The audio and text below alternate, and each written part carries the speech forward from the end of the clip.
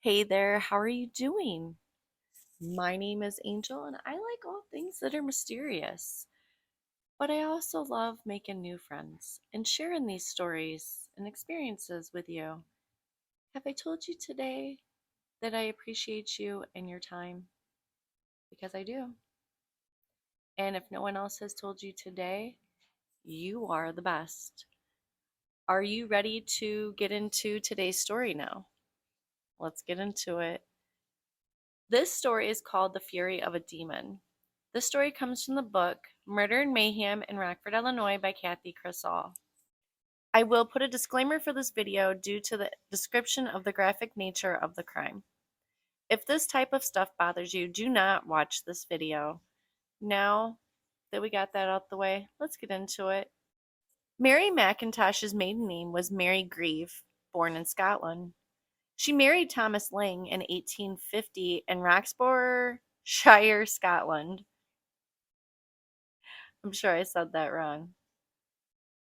They came with Lang's family to America and settled in Ohio, where Thomas died in 1851. Mary then married Anthony McIntosh in Cleveland, Ohio, and they lived there for several years before moving to Rockford. They had no children, and when Anthony died, Mary was left all alone. Mary McIntosh was murdered in her own home at 1339 West State Street on the corner of West State Street and Forest Avenue on Thursday, January 20th, 1910. Her body was mutilated and found in her living room. According to those who knew her, the newspapers of the day stated Miss McIntosh spent days, weeks, months, and even years in a bog armchair and even slept in it. You cannot live in a chair. We told my mom the same damn thing. You cannot live in a chair. It's not good for you. We are humans. We are made to move. Okay? I understand if it hurts, but usually it'll subside after you move enough. Like, have you ever seen the movie The Wizard of Oz? And she had to oil the Tin Man so he could move. It's essentially what you do when you get moving. Believe, every morning that I get up, I have hip problems, and it hurts like a motherfucker when I first get up. I have been having issues with my knee, and I think that's really weird because my mom had a lot of issues with her knee before she passed, but I don't think it's the same thing. Like, she had fell on her knee, and we're pretty sure she did a lot of damage to that knee. We don't know how much because they did x-rays and MRIs. But my mom never told us anything. So it is what it is. We are so off topic now. Let's get back into topic. You cannot sleep in a chair, okay? In a repeated fashion. It's not good for you. You also cannot live your life in a chair. It's really not good for you. Okay? Just know that. Let's get that out the way. So she already wasn't having a very healthy lifestyle. She was not very active, and I seen this firsthand with my mom. So anyways, she was what is known today as a hoarder. I know one of them too. The newspapers described all the clutter that filled the house, stating that the furniture was piled high with articles that she had been hoarding for 15 years.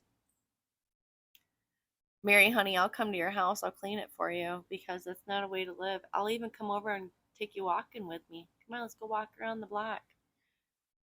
That's what I do. It's just who I am. I don't understand. Anyways, for years, friends and neighbors tried to talk Mary into leaving her filthy home. Mm, mm, mm, mm. She always refused and spoke about her faith that she would get better and regain her strength. The friends would stop in regularly to visit. They also told the police that Mary came from a fine family from Scotland. I feel like there's reasons that she was hoarding then. I feel like that was trying to compensate because all her family's back in Scotland and she's here and there's not like she has no family here.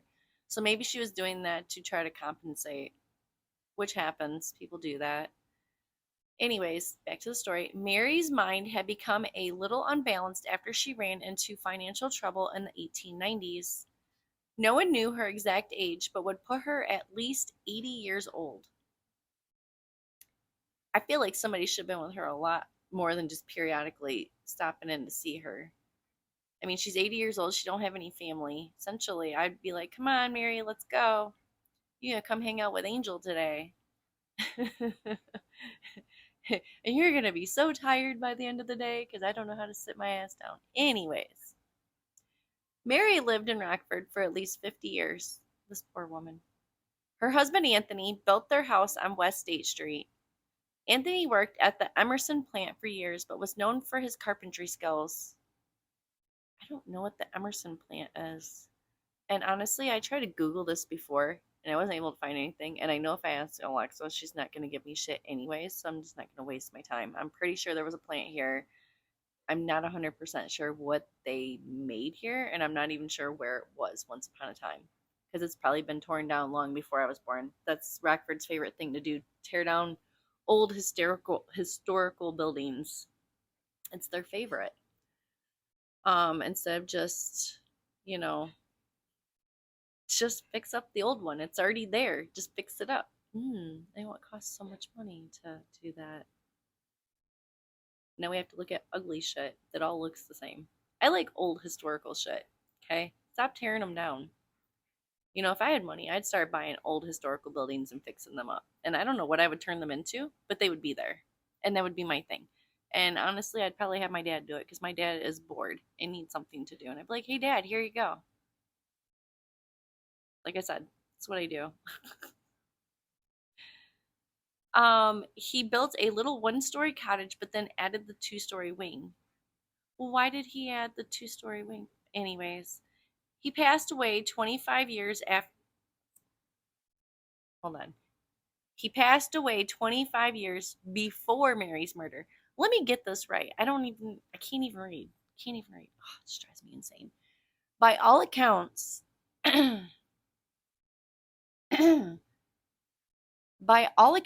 Anthony left his wife very comfortably settled financially.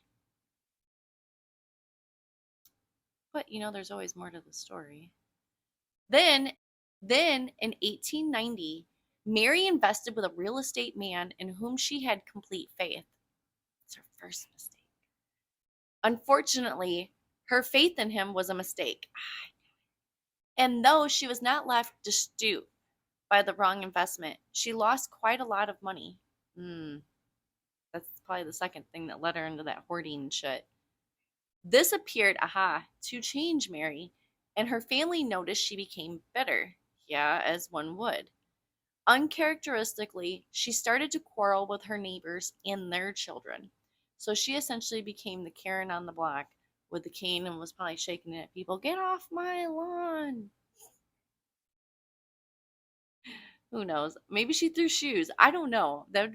I wish I would have known her back. I wish I was alive back then and would have known her because I'm sure it would probably have been great.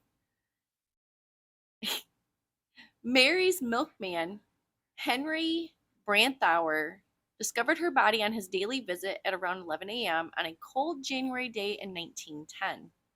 Henry thought that Miss McIntosh had just passed away from a fall. Her body lay inside the front door with a pool of blood around her head. The milkman thought she might have hit her head when she fell. For some unknown reason, instead of calling the police, Branthauer called the McAllister drugstore to report his find to the druggist there, Mr. McAllister, who told him to notify the police. You're going to call a pharmacist. What is that pharmacist supposed to do? Because there is no meds that can bring somebody back, okay? You would have been better off calling the police so they could have, at least sent an ambulance out just to verify that she was actually passed, and then the coroner to take care of the body and all that. Like, unfortunately, that was a thing in my life about 7 months ago. So I know how all this shit plays out, and unfortunately, it's pretty fucked up. Wish I didn't know it, but here I am. So anyways, there's protocol for that, especially when you die in your own home. There's like a whole protocol, and it's not like what you think it's going to be like, okay? It's not. Anyways, the police arrived and had to force the door open because Mary's body blocked it. Further questioning revealed that groceries had been delivered to the McIntosh home around 9:30 a.m. The delivery boy had entered the house through the back, set down the bag, and left. He did notice blood on the snowy path that led to Forest Avenue. He followed the shoe prints to the back of the property. These would later be identified as bloody footprints from the murderer. Just remember, this is 1910, though. The mailman, Fred Crunk, was the first to turn up any solid evidence. He was returning from a lunch break at his house at 201 South Central Avenue when he found an envelope containing two $10 gold pieces close to Central Avenue. Holy smokes, gold pieces? They didn't even use cash back then? When was cash made? Alexa, when was cash made? Cash is a British comedy film from 19... No, not movie.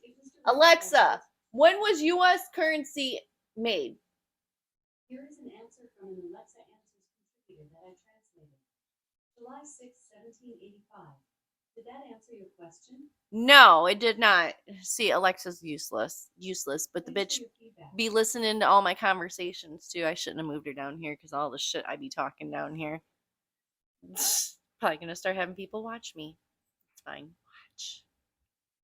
Anyways, so gold pieces, huh? All right. Anyways, these were with other envelopes bearing Mary McIntosh's name. Other mail was located on Independence Avenue. I know all these roads too. It's so funny that I know this whole area that they're talking about. I'm like picturing it in my head. So, other mail was located at Independence Avenue, blocks away from Mary's house. Kronk turned these over to the police. He was shocked to hear that Mary had been murdered. The attack, the police surmised, had happened right where her body lay. They thought she had opened the door to someone and would have been powerless to fend off an attack. Okay, that makes sense because she's living her life in a chair, right? So essentially her muscles aren't going to be that strong anyways because she's not using them. Don't use it, you lose it. Anyways, the only motive that the police could offer was robbery. Mary was not known to have a lot of money in the house, but when the coroners were conducting the autopsy, they discovered a mark around Mary's waist that could have come from a money belt that she must have worn for years. This fact led them to believe that whoever had attacked this poor defenseless woman must have known about the belt. Mary's body told the tragic tale of the attack. She had a bruise on her forehead right above her right eye. This was the blow that, hopefully, rendered her unconscious. What came next is horrible enough that it helps to think that she was not conscious of it. It does not make it any easier to understand why someone would attack this defenseless woman who was in such a weakened state. The attacker slashed her throat not once, but twice. The first slash was about 5 inches long, described by the paper as a ragged cut that gaped widely. This poor woman. The second wound was deep and severed her windpipe, making it impossible for her to cry for help. This poor woman. There were 3 more cuts on the body, including the cut that disemboweled her. Coroner McAllister theorized that the cut on her abdomen was made while removing the belt that held her money and papers. This was horrible. Just horrific.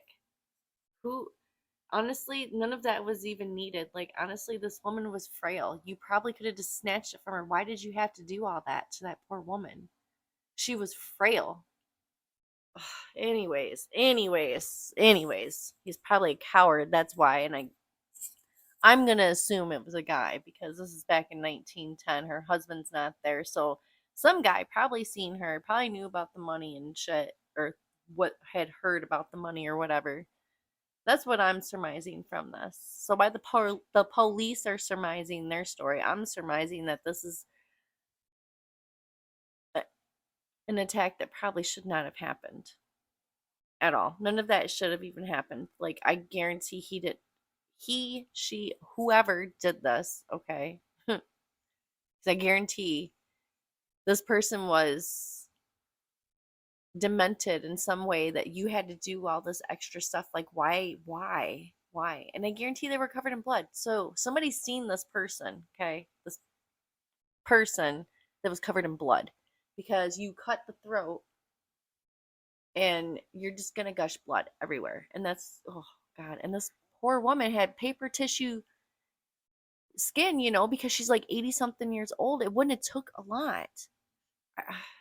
Here I'm on a rampage about this poor frail old lady. I feel bad for her. It'd be like your grandma. Can you imagine somebody doing this shit to your grandma? No, no, I can't. I can't. Anyways, another piece of evidence that this was not a random attack was the house's condition. Even if a stranger had broken in, the mess in the rooms would have turned him back, no matter what his previous idea had been, the police stated. Mary collected many items and stacked up clutter in every house room. It is evident from the state of her home that she only used the room that was her living room. Bedrooms held beds, but everything was cluttered and rubbish covered the floors. Men who dealt with Mary for her finances stated they did not know of the money belt and that, as far as they knew, Mary kept her money in the bank. Neighbors told the police that Mary McIntosh was very afraid in her later years. I wonder if they elaborate on that at all. Probably not. She kept all the doors locked and windows shuttered. They said she spoke of her fear often. But what was she afraid of? Clifton St. Clair, who lived at 1330 Quarry Street, I think I did my first magnet fishing video off of Quarry Street. I might be wrong. I think that's the name of, could be wrong, but I'm pretty sure it was in the same area. I think it was Quarry Street though. All the little ties. Anyways, was arrested on January 21st, 1910 for the murder of Mary McIntosh. St. Clair admitted he had committed the murder at 1 o'clock on Thursday morning and got $30 or $72 depending on the version of his crime. St. Clair was around 30, had a short build, and weighed about 225 pounds. He was described as a man of less than ordinary intelligence. I mean, that kind of, I said demented, right? Kind of the same. There was a significant amount of evidence that pointed to St. Clair. Police found clothing that was thought to have come from the McIntosh home inside St. Clair's house. There was blood on the coat he wore when he was arrested and bloody footprints left in the snow leading away from the house that matched his shoe size. They found scraps of clothing in a closet at his home that St. Clair thought he had burned. The final piece of evidence used against Clifton St. Clair was an envelope that was found on the ground outside of the McIntosh home. It was mixed up in a stack of paperwork from inside the house. The envelope was from Clifton St. Clair's wife, Bertha, to Fred Conway of Stillman Valley. It was a plea to inquire if Conway had any work for her husband. Well, I'm assuming he was supposed to deliver that note, and instead of delivering that note, he went and murdered Mary. Poor Mary. It was this envelope that would lead police straight to St. Clair. St. Clair's wife had given him the letter to mail on Wednesday night, and Sergeant Reed found it in a stack of papers. The letter was in 3 pieces, but the police taped it back together to read it.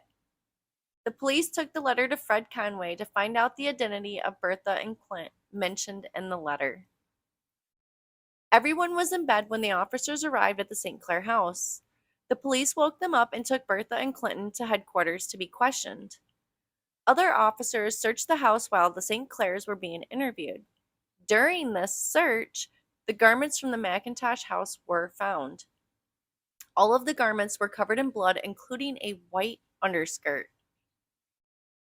Miss St. Clair claimed that she and her husband had attended a friend's party on Wednesday evening and that she did not return home that night. Her husband left the party at 11 p.m. So there's a whole night that he's left unattended, essentially. Okay. According to St. Clair's statement, he had arrived at Mary's house around 1 o'clock. He rapped on the door, ding, ding, ding, ding, and was admitted by Miss McIntosh. St. Clair demanded money from Mary, who claimed she had none. St. Clair then knocked her over the head, used a pocket knife to cut her throat, and then disemboweled her. When asked why he would do such a horrible thing, he claimed, "I was out of a job and needed the money and would kill to get some." This was not the first time that Clifton St. Clair had been questioned about his role in a death. 2 years before the McIntosh murder, he was asked about the death of Miss Lang, who was killed on the Burlington tracks near Clair Factory B. I never heard of that one either. Probably been long gone. She had been ground to pieces on the tracks when she was run over by a train. Dude, this is some horrific shit in the story. It's just getting worse. I didn't think that was a question. I didn't think that could happen, but here we are. When questioned about Lang's death, though, St. Clair stated that they had both been very drunk and that he had passed out and had no idea what had happened to Lang. There was not enough evidence to prove his guilt, and the police had to let him go. The most damning evidence was that the knife that was found on him when he was searched. It was a double-edged dagger with a large blade. There was blood and hair stuck in the blood on the blade. State's Attorney North and Chief Bargren complimented Sergeant Reed's good police work when he picked up the letter and all that followed. Later, St. Clair's wife would try to explain his burst of violence with a story of a bite from a mad dog. So is she trying to say he has rabies? The shit that people will do for love. I would do anything for love, but I won't do that. That's a song. If you're old enough, you know what I'm talking about. She said that the whole family thought he would eventually go mad. I think he did. And poor Mary and, oh, what was the other lady's name? Lang, Miss Lang. They had to suffer at his violent outbursts. Miss St. Clair also noted that her husband was a good, gentle man, except when he had his fits or was drinking. Yeah, no, no, no. Mm-mm. That's a narcissist, honey. That's what they do. They portray that they're this good person, and they're really not. Just saying, you know, split personality. I mean, there's probably a lot of different things that was going on with him. Who knows? But good golly. St. Clair was described as a simple man. The sheriff stated that he grew agitated if questioned about the crime, but was calm otherwise. He ate and slept well during his incarceration. Neither St. Clair nor his wife seemed to understand the severity of the crime and the possibility of the death sentence. Their friends seemed to step around the topic when visiting Clinton in jail. State's attorney Harry B. North decided to ask for the death penalty due to the gruesome nature of the murder. B.A. Knight was chosen as the defense lawyer, and the presiding judge was Judge Frost. I love that name, Frost. Judge Frost. Let's see what Judge Frost says. Clifton St. Clair was found guilty of the murder of Mary McIntosh. Wow, that was quick. And sentenced to hang by the neck until dead. Remember, this is 1910. This is what they did back then. You know. At 8:28 a.m. on April 16, 1910, Sheriff Kohler took Clinton to the jail yard where the gallows waited. The sheriff asked Clinton if he had anything to say, and though Clinton's lips moved, no one heard his words. Father Whalen prayed with Clinton, and his arms and legs were tied. As Sheriff Kohler fastened the noose around Clinton's neck, the doomed man made eye contact with the witnesses in the front row. The shroud was lowered over his face. Sheriff Kohler stepped over to the knob and pulled it. Clinton's massive weight fell 5 feet and jerked to a stop. His neck broke, and death was immediate. His body was cut down 10 minutes after the trap had fallen. The man who had accompanied the scaffold from Chicago, Mr. Davis, had witnessed over 50 hangings. He stated that this was the most efficient hanging he had ever seen. The scaffolding was dismantled and loaded back to Chicago by 3 p.m. The crowd that witnessed the hanging was small compared to previous hangings, but there were still several thousand people crowded on the streets outside the fence. Clifton St. Clair's body was taken to St. Mary's Church for the funeral. Father Whalen accompanied St. Clair to the gallows and then to his burial. The priest was initially worried that there would be a crowd of morbid curiosity seekers. It would have been somebody like me. So they returned to St. Mary's Cemetery. But he didn't need to worry. Only two mourners were at the service: Fred St. Clair, a brother of Clinton's from Dixon, and John Pensinger of Freeport, a brother-in-law of Miss St. Clair. Bertha was too distraught even to attend the funeral. The time between the death of Mary McIntosh and the execution of St. Clair was just a little under 3 months.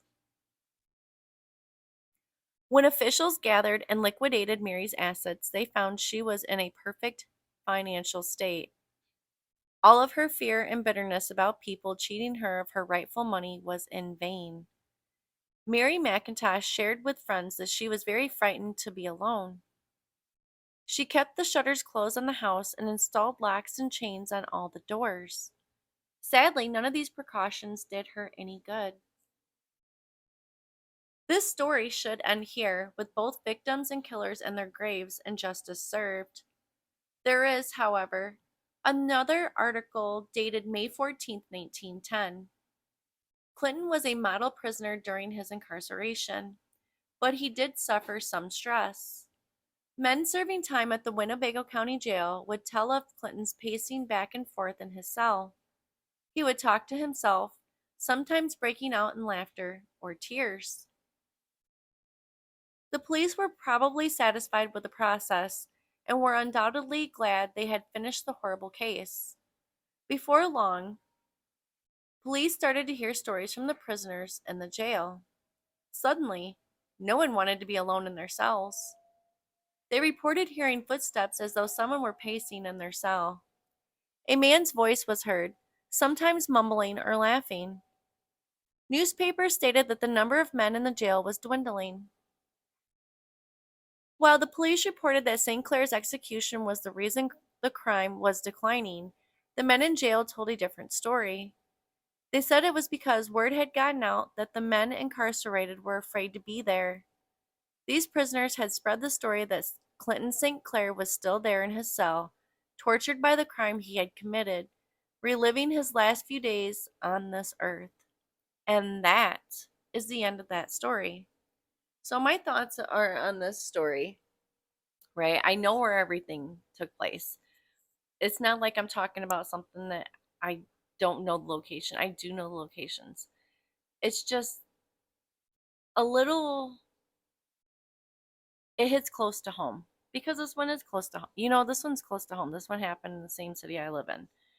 Although it happened, 100 years ago. Over 100 years ago, actually, by now, because this happened in 1910.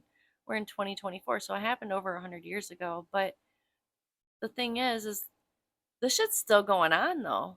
What has really changed? Like, people are still murdering people, and then they're still doing executions, and then other people are dying. And where does all this hate and this crime and all this bullshit, when does this end? That's the real question here. When does all this bullshit end? Because there's some of us out here that are just trying to live our lives. Like, we're not trying to step on other people to get nowhere. Okay, we're just trying to do our own thing. Trying to go to work, pay our bills, raise our kids like everybody else.